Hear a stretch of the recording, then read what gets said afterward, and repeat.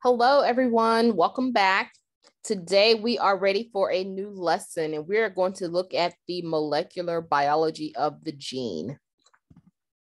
For this talk, we will look at a few of these big ideas. We'll take a look at the structure of the genetic material, which is DNA that makes up the genetic or hereditary material that we inherit.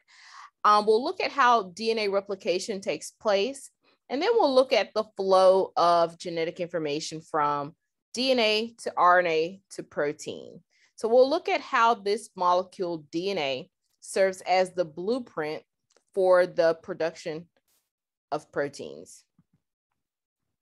So let's start with the structure of the genetic material DNA. Okay, DNA and RNA are polymers of nucleotides, right? So DNA and RNA are the two types of nucleic acids that consist of long chains, which we refer to as polymers, of monomers, which are nucleotides. So nucleotides are the building blocks of DNA and RNA.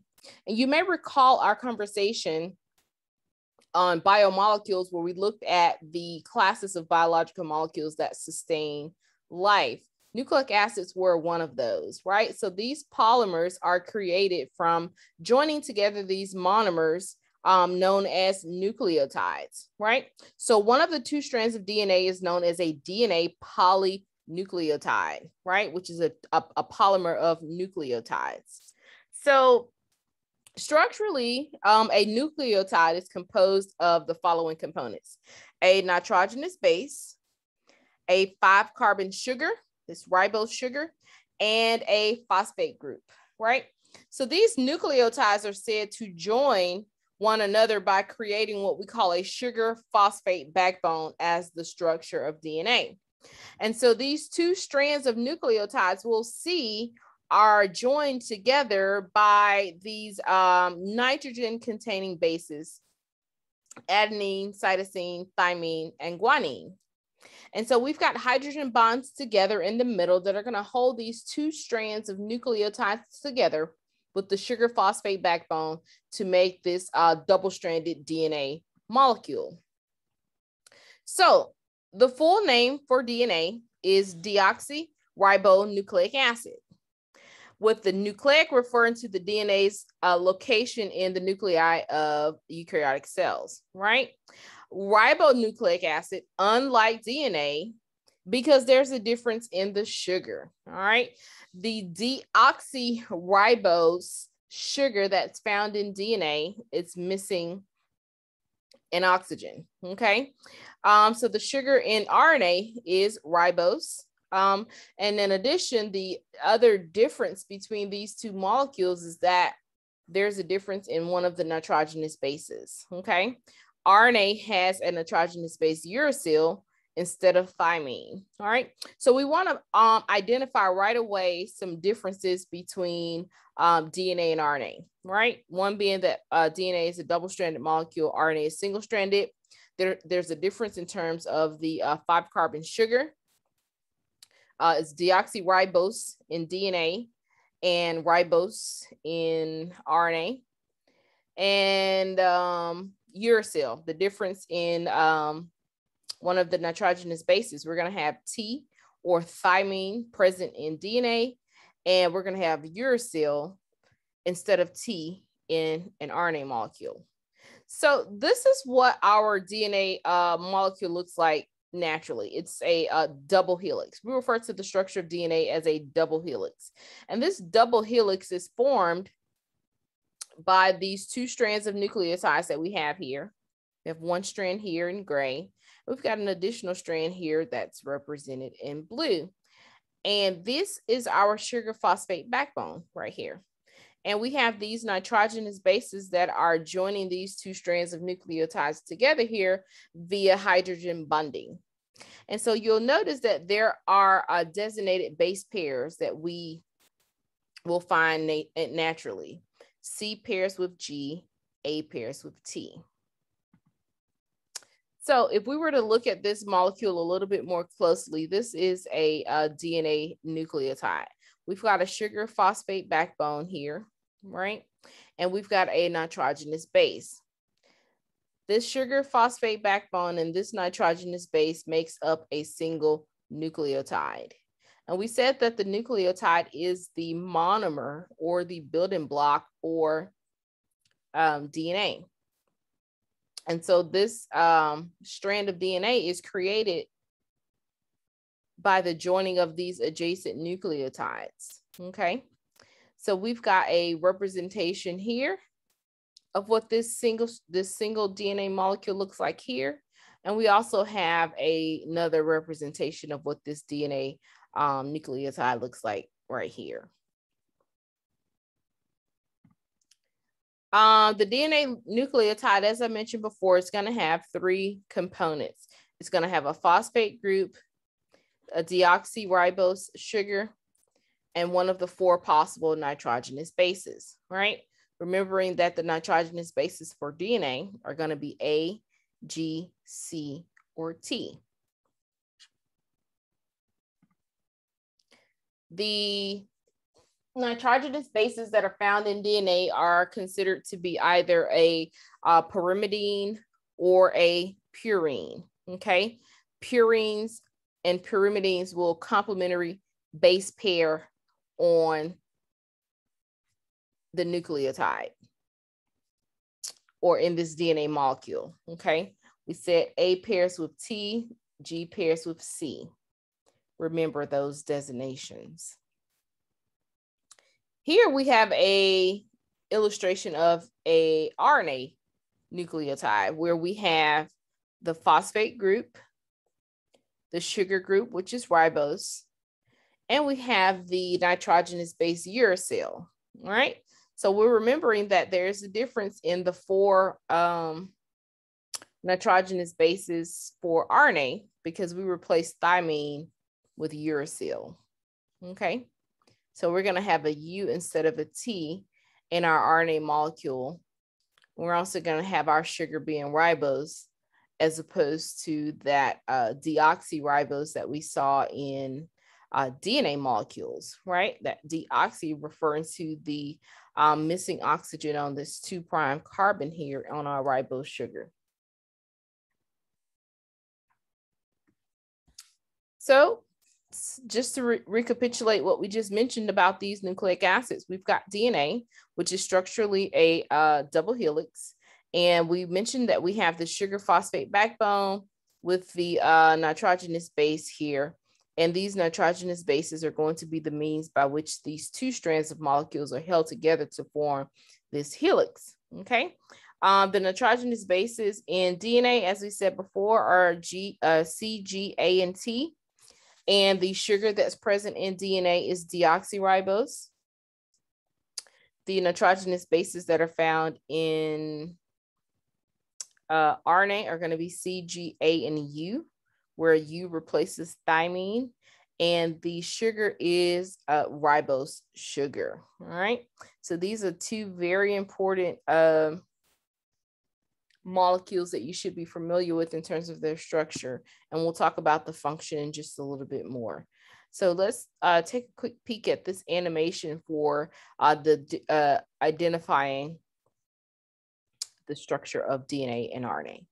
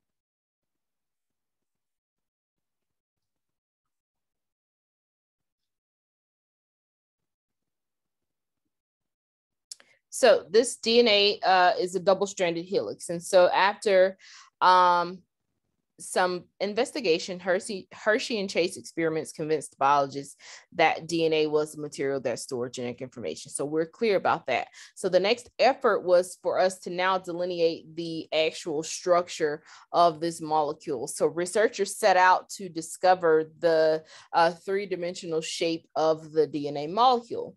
And so Watson and Crick worked out sort of this 3D structure for DNA, right? Where we have these two nucleotide strands that sort of wind around each other, creating this helical formation or this double helix. And these two strands of nucleotides are being held together by hydrogen bonds between these nitrogenous bases, right? And so we said that each base pairs with a complementary partner. A pairs with T, G pairs with C. This is the natural order of a base pairing in DNA. And so the Nobel Prize was eventually awarded to James Watson and Francis Crick, as well as Maurice Wilkins, as the contributors for determining the 3D structure of DNA. However, Rosalind Franklin is credited with having identified this structure earlier. However, her death happened before she was able to be recognized or credited with this effort, right? So we often refer to this structure or the 3D model of the structure of the DNA molecule to have been determined by James Watson and Francis Crick. And so we now know that DNA is genetic information in our chromosomes, and it continues to be transferred from one generation to the next. So we're clear here that DNA is a double-stranded helix. And so we have a checkpoint question here that you should respond to in your notes. So if you are given a strand of a nucleotide sequence for one strand of DNA, you should be able to determine what is the complementary strand for this nucleotide sequence, okay? So along one strand of the double helix, the nucleotide sequence is as follows. What is the complementary sequence for the other DNA strand? Keeping in mind what the natural or complementary base pairing designations are. We said that A pairs with T and G pairs with C. So what would the complementary sequence be for the nucleotide sequence that we have presented here before us?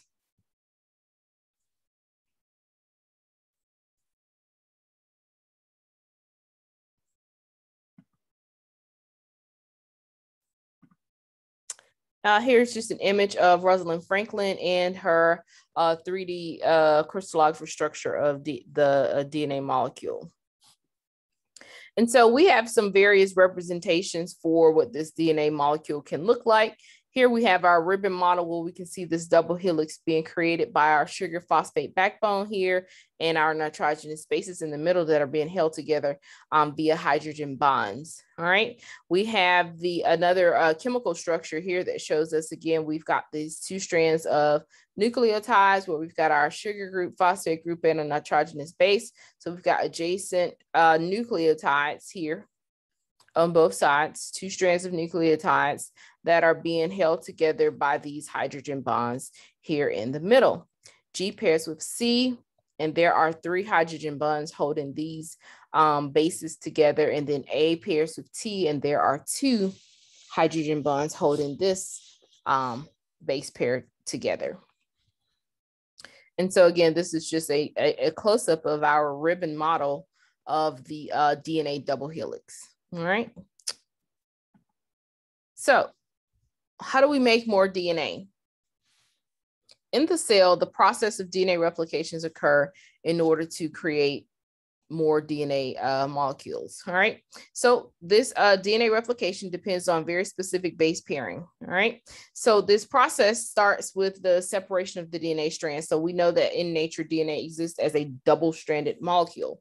So in order for us to replicate and create more, we've got to separate these 2 strands of DNA. All right. So there are enzymes that are responsible for separating these 2 strands of DNA so that we can use each strand as a template for creating or synthesizing a new strand of DNA. Okay, so enzymes then use each strand as a template to assemble new nucleotides into a complementary strand. And so because we use a parent strand as a template for the creation of a new DNA molecule, we refer to this process as a semi-conservative process, all right? So we say that DNA replication follows a semi-conservative model where we start with two strands of DNA that will be separated, and each strand will now become a template for the synthesis of a new DNA strand, okay? So the complementary base pairing will happen from free nucleotides, and each new helix has one old strand and one new strand. And this is what we refer to as our semi-conservative model. So, checkpoint. How does complementary base pairing make possible the replication of DNA? All right. So let's look at what we have here. We start with a parental DNA molecule, right? This is a double-stranded molecule.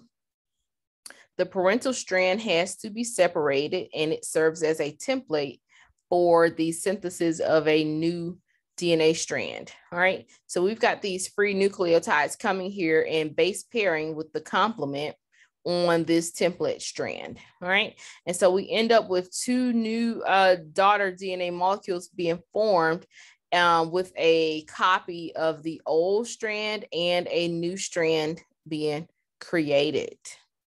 Okay. So take a moment to familiarize yourself with what actually happens during the process of DNA replication. What needs to happen? The first thing that needs to happen is that we've got to separate these two strands of DNA, okay, in order to get access to these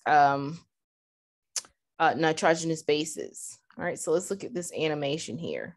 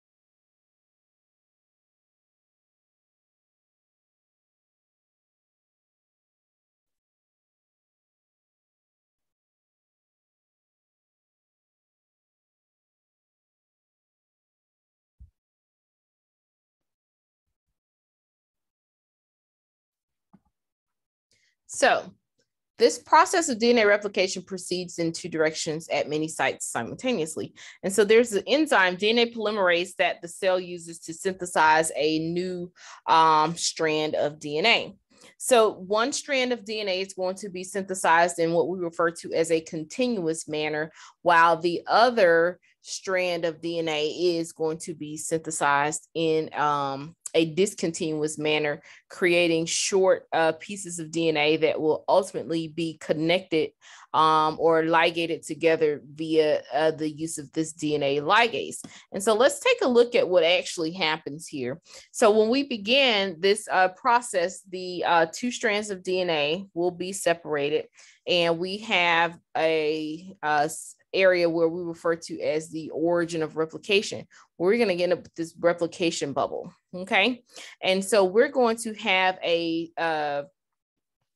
process by which a new strand of DNA is going to be synthesized in the 5' to 3' direction, where nucleotides are going to be added in this growing chain.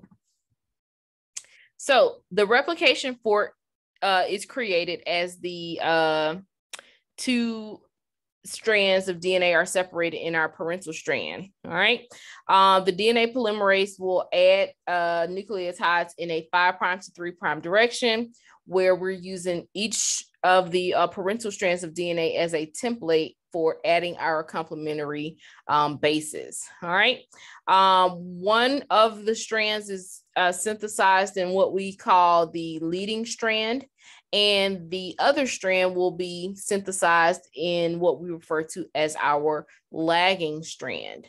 The lagging strand will synthesize this new DNA in a discontinuous fashion, and we're going to need the enzyme DNA ligase in order to join these Okazaki fragments that are going to be created on this lagging strand in order to get a contiguous piece of DNA from our lagging strand.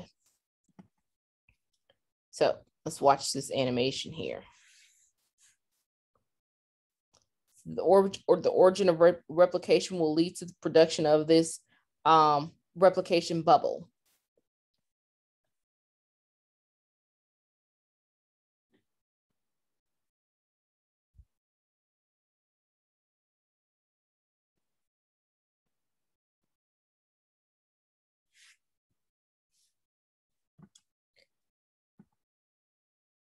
So we refer to the two new strands that are being synthesized as a leading strand that is going to be synthesized continuously, and the lagging strand is going to be synthesized discontinuously, creating fragments of DNA that will ultimately have to be ligated together in this newly created daughter strand of DNA. So once we have our DNA, we now know that DNA is the set of instructions, or the blueprint, if you will, for the production of proteins. And so there is a flow of genetic information, okay? The central dogma of biology tells us that the information contained in DNA is used to make RNA, and then that RNA becomes a messenger or a template for the production of proteins. All right, we know that these proteins are absolutely essential for sustaining life. All right, so we're going to look at how we can take the information in our DNA and ultimately end up with protein expression. So these genes, right, these segments of DNA, these informational units, are responsible for controlling the phenotypic traits, right, through the expression of proteins. Right? So our proteins are the structural and functional units of our cells. So the DNA of a gene, right, which is a linear sequence of nucleotides, which is referring to a segment of DNA. This DNA is transcribed into RNA, which will then be translated into a polypeptide, which will eventually become a protein. So there are two processes that you should be familiar with in this transfer of genetic information. So there's transcription and there's translation. Transcription is the synthesis of RNA under the direction of DNA. So this transcription process takes place in the nucleus of eukaryotic cells, right? Where we've got DNA as our starting point for genetic information, and we're going to create an RNA molecule as an intermediate to our final goal of making protein. So transcription takes place in the nucleus. Translation then is the synthesis of proteins under the direction of RNA. So that RNA molecule that is transcribed in the nucleus will be translocated out of the nucleus as a messenger. We refer to it as a messenger RNA. And this messenger RNA will then be used for protein synthesis. All right, so let's take a look at how that process happens. All right, so genes control phenotypic traits through the expression of proteins. So our goal here is protein synthesis. So currently, a gene is defined as a region of DNA that can be expressed to produce a functional product that is either a polypeptide or an RNA molecule. All right, so we should understand here, what are the functions of these two processes, right? What is the function of transcription? What is the function of translation? You should understand these right now. So what's happening here with this transfer of information? So we take the information that's in our DNA, right? We're going to use this information to transcribe RNA, okay? So that process is known as transcription, where we use DNA to create an RNA molecule, all right? This process is happening in the nucleus, all right? I do want you to note the intracellular location for these processes and what the outcomes are. So transcription is the conversion of DNA into RNA. Next, that RNA transcript is going to be translocated out of the nucleus and into the cytoplasm, where protein synthesis takes place on ribosomes. This process is known as translation, okay? So the genetic information written in codons is translated into amino acids. So amino acids are the building blocks of proteins, right? So the sequence of nucleotides in DNA provides a code for constructing a protein product, all right? So translation is going to require the conversion of the nucleic acid language to a polypeptide language. So we're going to take a look at how that happens. How do we take the information that is encoded in our DNA and use that to ultimately create a protein? All right. So during translation, there is a change in language, if you will, right? From nucleotide sequence of the RNA to the linear amino acid sequence for a polypeptide. So let's look at how that happens. So we use the genetic code and we read these nucleotides, these bases in groups of 3 that we call codons, all right? So the genetic instructions that we get from our DNA is read in terms of the triplet code. Okay, the genetic instructions for an amino acid sequence of a polypeptide chain are written in DNA and RNA as series of non-overlapping 3 base words called codons. So essentially what we're saying is that we take this strand of nucleotides and we're going to decode this information, reading our bases in groups of 3, okay? Checkpoint question here. What is the minimum number of nucleotides necessary to code for 100 amino acids?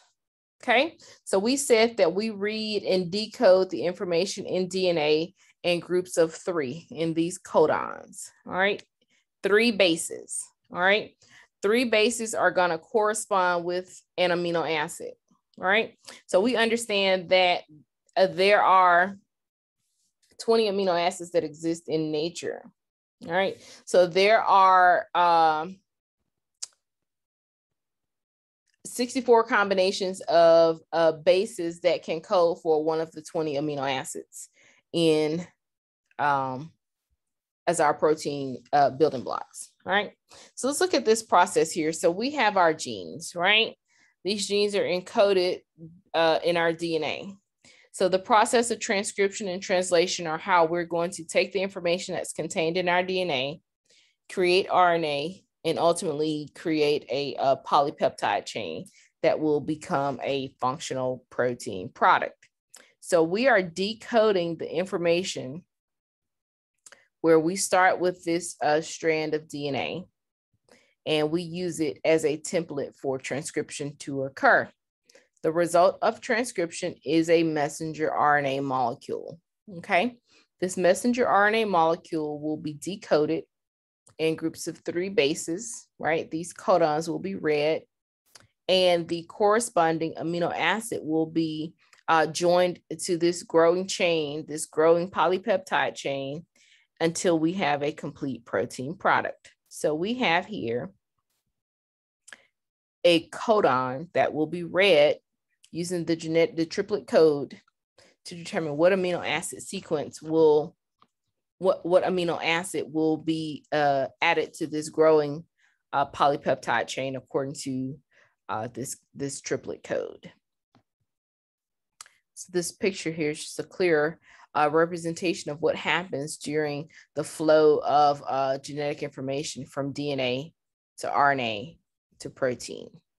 You should understand what's happening here at each phase. So the genetic code is a systematic way for decoding the information in our DNA, if you will. Okay, so it dictates how codons are translated into amino acids. So the genetic code is a set of rules that dictates the amino acid translations of each messenger RNA nucleotide triplets. So we said we're reading these nucleotides in groups of 3 to determine which amino acid is going to be added to this polypeptide chain. All right. So we learned how to read this wheel. This is an example of a wheel that we can use for decoding messenger RNA. All right. So if we start here, and remember this is RNA, so we have A, C, U, and G instead of T. We have U instead of thymine. All right. So we would decode our triplet codon according to this first level of decoding, which would be our first nucleotide, the first base. Then we go out to our second base. And then we use this outer chain here for our third base. And we would find the corresponding amino acid that way. This decoding process always starts with a codon that we refer to as a start codon. Every gene is going to have this start signal. And the sequence or the codon or the start of translation is AUG. So our first base is A, the second one is U, and the third one is G.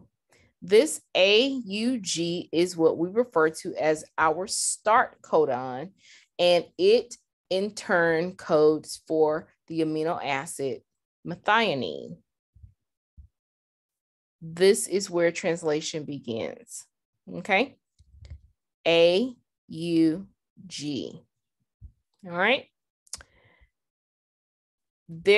This process of translation will continue until we reach our stop codons in this sequence, all right? There are 3 stop codons that we should be familiar with: UAA, UAG, and UGA. These are all stop codons. Anywhere in our sequence where we have one of these 3 stop codons, that will signal for the end of translation. It does not code for an amino acid. So make a note of that. We have what we call our start codon, and we have our stop codons. There are 3 stop codons that you should know. There's 1 start codon. Okay. So again, we're illustrating what's happening here. We've got information that's in our DNA. We're going to take this DNA and use it as a template for transcription to occur. So in the nucleus, DNA is being transcribed into RNA. So this RNA now becomes a template for our translation process. All right. Translation occurs out in the nucleus, out in the cytoplasm on ribosomes, right? The site of protein synthesis. So we have a sequence of messenger RNA here now, right? This messenger RNA now has to be decoded. This messenger RNA is going to be decoded in groups of 3, right? We read these codons in groups of 3, right? So each 3 bases here are going to code for one amino acid or a start or stop codon. So as I said before, each new gene is going to start with this AUG sequence that codes for met or methionine, okay? If we look back at our wheel, we'll see here that the AAG codes for the amino acid lysine. This UUU sequence codes for the amino acid phenylalanine. And then we're at the end. We have come upon a stop codon. UAG is a stop codon. So this would signal for the end of this gene that's being transcribed, or translated rather. So transcription produces genetic messages in the form of RNA. So what's happening during transcription? We are going to create a RNA molecule from that DNA template. Okay, so over in the nucleus, the DNA helix is going to unzip. It's going to serve as a template for the synthesis of this RNA molecule, right? And RNA polymerase are going to be responsible for bringing in these bases, all right? For the synthesis of this RNA strand, all right? A specific nucleotide sequence called a promoter region acts as a binding site for this RNA polymerase and tells it where to start transcription. So this RNA polymerase will continue to add bases until it reaches a signal sequence known as a terminator in order to stop, okay? So the RNA polymerase is going to continue until it encounters its terminator sequence. So the steps of transcription can easily be identified as initiation, elongation, and termination. Okay, so what's happening here? Initiation is going to be characterized by RNA synthesis when that RNA polymerase attaches to the promoter region of that gene, okay? Elongation happens as new bases are being brought in. This RNA strand is going to continue to grow, all right? That process will continue until the RNA polymerase reaches the terminator sequence, which signals the end of RNA synthesis. And so we will have now created a new messenger RNA transcript in the nucleus, okay? So the kind of RNA that encodes amino acid sequences is called the messenger RNA, all right? So it's going to contain the instructions now for the synthesis of our protein molecule. So it was referred to as messenger RNA because it conveys messages from DNA to the translation machinery.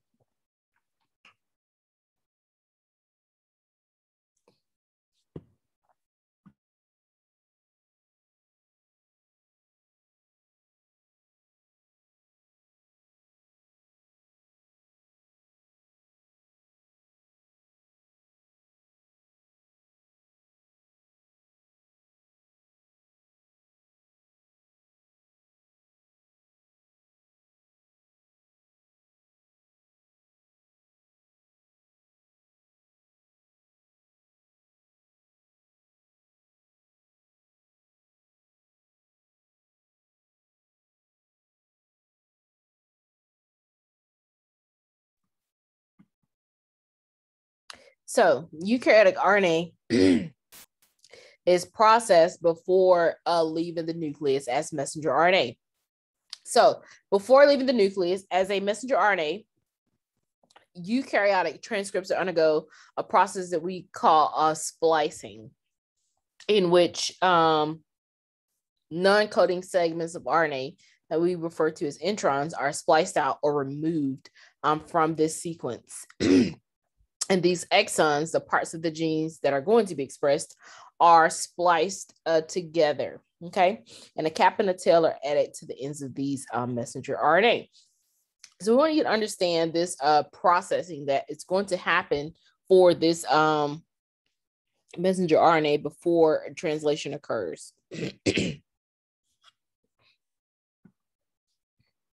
So transfer RNA molecules. These are very important components in this process of translation now. So we've successfully created our messenger RNA in the nucleus. All right, so we've gone from DNA to RNA. So we now have this messenger RNA that has to be decoded. All right, so this process of translation takes place now out in the cytoplasm.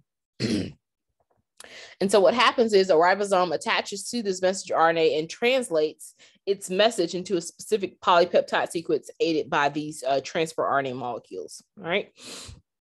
And so each transfer RNA molecule, each tRNA, is a folded molecule that's going to bring in a base called the anticodon on one end and then a specific amino acid attached at the other end. All right, so this anticodon is going to correspond to the codon that is being decoded from this messenger RNA sequence. All right, so where is this happening?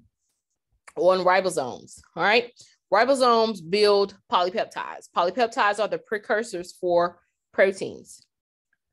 So ribosomes are made of ribosomal RNA, so rRNA, and proteins, and they have binding sites for these tRNAs and mRNAs, right? And so what's happening is that we have the same initiation, elongation, and termination processes here in translation that we talked about with transcription, okay? And so, as I said before, an initiation codon marks the start of a messenger RNA. That initiation codon is going to be AUG. This process is going to continue: initiation, elongation, and termination. Initiation brings together the messenger RNA, the tRNA, right? That's going to be carrying the amino acid that corresponds to that codon on, excuse me, on these subunits of the ribosome. Okay, so let's look at what happens here. We've got the initiation step, where we've got our start codon indicating the start of translation. We're going to have the tRNA molecule bringing in the corresponding amino acid here. Excuse me. Elongation is going to continue to add amino acids to this polypeptide chain until we reach a stop codon. Okay, these stop codons signal for the termination of translation. Okay. There are 3 stop codons that you should be familiar with. All right. So, excuse me. So let's recap what we just said here. The flow of genetic information in the cell is from DNA to RNA to protein. So there are processes that are taking place in the cell. There's replication taking place where new DNA is being generated. And then there are processes known as transcription and translation, where we're going to take the information that's used, that's contained within this DNA in order to create RNA and to ultimately create proteins. The sequence of codons in DNA, right, via the sequence of codons in messenger RNA, spells out the primary structure of a polypeptide. And so essentially what's happening is that we're synthesizing this linear chain of amino acids that will become our protein, right? We create this polypeptide chain. We got these peptide bonds forming here, joining these adjacent amino acids together. So amino acids are our building blocks of proteins. And these are going to become our precursor for a functional protein product. All right, so we're going to stop here. You have a short set of concept review questions here that are due by September 30th. Should be able to compare the structures of both DNA and RNA. These are two very important nucleic acids. You should be able to describe the process of DNA replication. You should be able to describe the locations, reactants, and products of both transcription and translation. So what's happening with these two processes and where are they taking place? Okay. Explain how messenger RNA is produced using DNA. You should be able to describe the structure and function of ribosomes. And you should be able to describe the step-by-step process by which amino acids are added to a growing polypeptide chain. We'll stop here.